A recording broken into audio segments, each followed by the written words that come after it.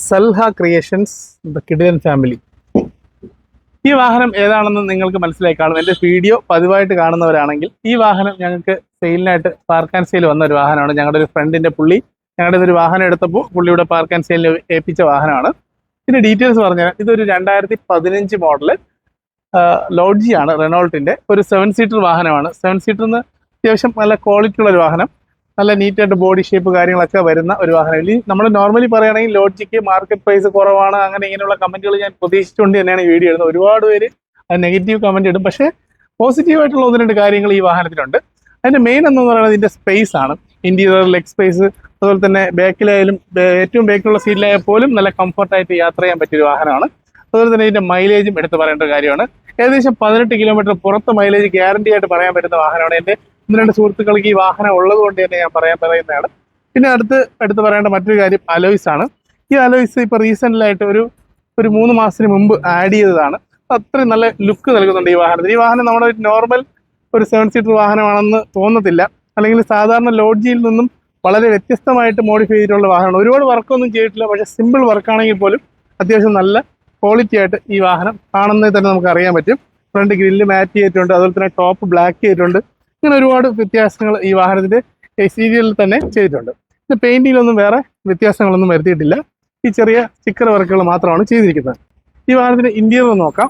ഈ വാഹനത്തിന്റെ ഇന്റീരിയറിനെ കുറിച്ച് പറയുകയാണെങ്കിൽ ഇതിനകത്ത് കമ്പനിയിൽ നിന്ന് വരുന്നത് AC, power steering, 4 door power window, music system, അതുപോലെ തന്നെ എയർ ബാഗ്, ABS തുടങ്ങിയ ഫീച്ചേഴ്സാണ്. ഇപ്പോൾ ഈ വാഹനത്തിന് അഡീഷണൽ ആയിട്ട് നല്ല ക്വാളിറ്റിയുള്ള ലെതർ സീറ്റുകളും അതുപോലെ തന്നെ 9 ഇഞ്ച് ആൻഡ്രോയിഡ് സ്റ്റീരിയോയും റിവേഴ്സ് ക്യാമറയൊക്കെ ചെയ്തിട്ടുണ്ട്. പിന്നെ ഈ സീറ്റിൽ നോക്കിക്കോളും, സീറ്റിൽ ചെറിയ ഡാമേജ് ഒക്കെ ഉണ്ട്. കാര്യം പറഞ്ഞാൽ അതിൻ്റെ കാലപ്പഴക്കത്തിൻ്റെതായ അതൊന്നും വേറെ പ്രശ്നമുള്ള രീതിയിലുള്ളതല്ല. അതുപോലെ നമുക്ക് ബാക്ക് സീറ്റിലോട്ട് നോക്കാം. ബാക്ക് സീറ്റിലും അത്യാവശ്യം നല്ല സ്പേഷ്യസ് ആയിട്ടുള്ള 2 സീറ്റ്സ് ആണ് ഇവിടെ വരുന്നത്.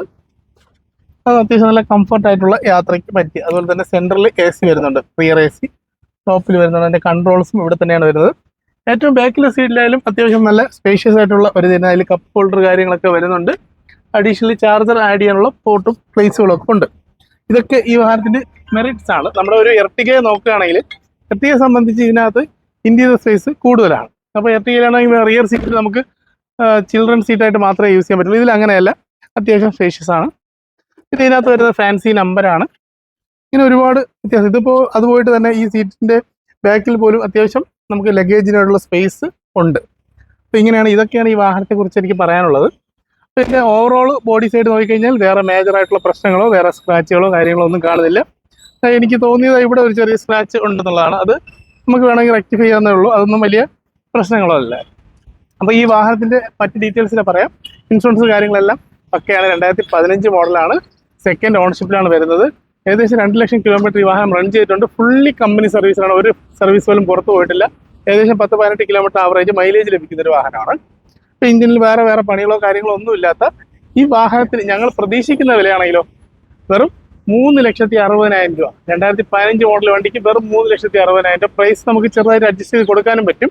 അത്യാവശ്യം ക്വാളിറ്റി ഉള്ളൊരു വാഹനമാണ്. ബഡ്ജറ്റ് ഫ്രണ്ട്ലി 7 സീറ്റർ വാഹനം നോക്കുന്നവർക്ക് ഒരു ബെറ്റർ ഓപ്ഷനാണ് ഈ വാഹനം. ഈ വാഹനത്തെ കുറിച്ചുള്ള കൂടുതൽ ഡീറ്റെയിൽസ് അറിയാൻ താഴെ കാണുന്ന നമ്പറിലേക്ക് വേഗം തന്നെ കോൺടാക്ട് ചെയ്തോളൂ. ഇതിൻ്റെ കസ്റ്റമർ നമ്പർ വേണമെങ്കിൽ ഞങ്ങൾ തരുന്നതായിരിക്കും. നിങ്ങൾക്ക് കോൺടാക്ട് ചെയ്ത് ബാക്കി ഡീറ്റെയിൽസ് ഒക്കെ എടുക്കാൻ പറ്റും. അപ്പോൾ മറ്റു വാഹനത്തിൻ്റെ വീഡിയോ ആയിട്ട് വീണ്ടും കാണാം. Good bye.